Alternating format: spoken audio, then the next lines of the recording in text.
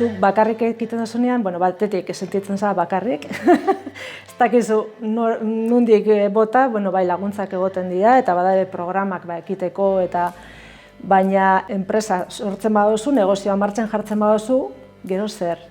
Eta ez da errezena, ze martxan jarri ostean askok hitz egiten daude, hor geratzen direlako, edo bezeroak ez dituzte lortzen, edo arazoak ez dakizkite gestionatzen igual, gu geu gara ekintzaileak, orduan ez gara, ekingunen ez dakite, bai, esaldi motibazionala gustatzen zaizkigu, baina ez da beti politia izaten, ez da dana izaten zoragarrixa, erreza, danon artean, egun latzak dare, eta horretan ere lagundu nahi diogu jendiari, ez? Eta gero askotan ere, laguntza bat eskatzeko orduan ere, ez da gauza bera zu bakarrik aurkeztia, edo talde moduan aurkeztia. Beti eskuratzen ditugu laguntza gehiago, eta jende gehiago ezagutzen dugu, eta guk ezin badugu laguntza lortu, bideratzea ere lortzen dugu. Gutako asko hor sartzen gara, ez? Enpresaia sortua daukagu, ja oindala urte batzuk, baina igual beste adar bat ateratzen zaigu, ez? Edo beste produktu bat, edo beste zerbitzu bat, hori ere ekitea da intra-ekitea, barne ekintzailetza da, baina hori ere ekitea da. Horregatik, guretzat ez da bakarrik orain enpresa martxan jartzen duena, da dendari bat, edo enpresa txiki bat, edo etengabe egon behar duena horre, hobetzen eta ekiten, ez? Gaur egun marketingaren bilakara ikusitza, zelan ari da aldatzen, komertzioa dana ari da aldatzen, ez? Nazioarteko mailan konsumoa pila bat aldatu da, krisialdixagatik, pandemia dana batera, digitalizazioa dana batera aldatu da pila bat konsumoa eta kontsumitzailea ere bai.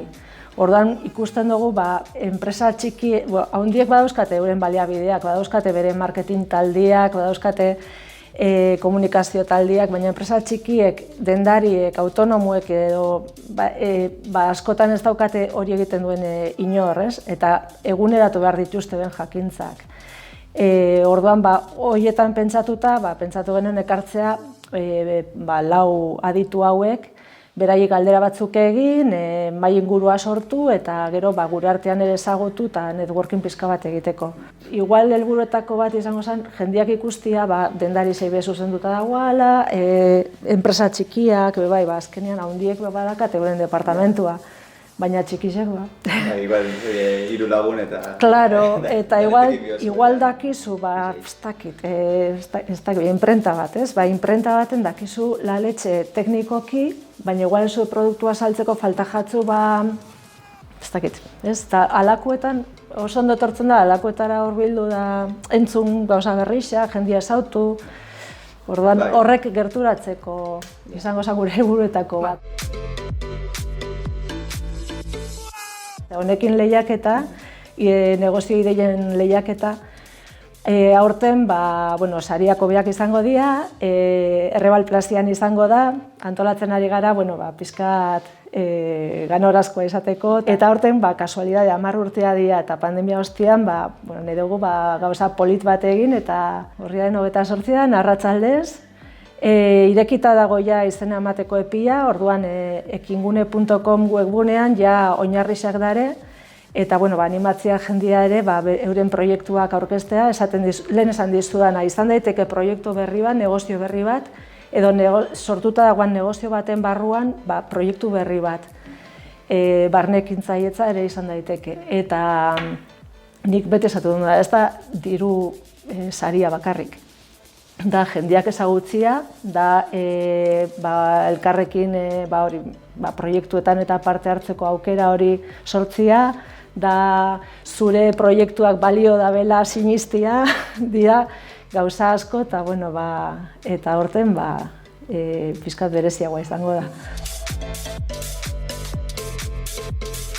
Guk eskatu dugu leku bat guretzat, azkenean jendeara bideratzeko, adajuteko, aurten koordinatzaile bat lortu dugu, orduan koordinatzaile bat daukagu horretan, eta edonork hitz egin nahi badu gurekin, horra bideratzen dugu, eta hori lorpen handia izan da guretzat. Laguntzen arabera ingo dugu gehiago edo gutxia, azkenean mugatzen du, ez? Baina, bueno, eta gero pizkat edatu nahi dugu, ez? Eibarren bakarrik ez geratu. Ja, Ermuan egiten ditugu gauza batzuk, ingurura hasi gara ja pizka zabaltzen, badago enpresa bat adibez Arrasatekua, Debego Goiena, Ondarrutoko beste bat badago, ja zabaltzen ari gara pizkatxo bat. Igual bertan ez gaituzte hainbeste ezagutzen.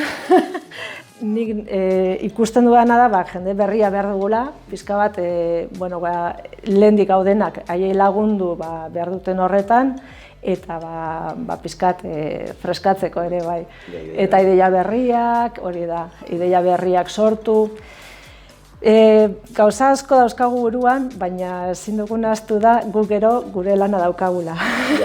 Orduan, dena heltzeko, horri biltzen gara orduak sartzen, eta, ideiak pila dauzkagu. Ea denak egin alditugun, gure asmoa bai.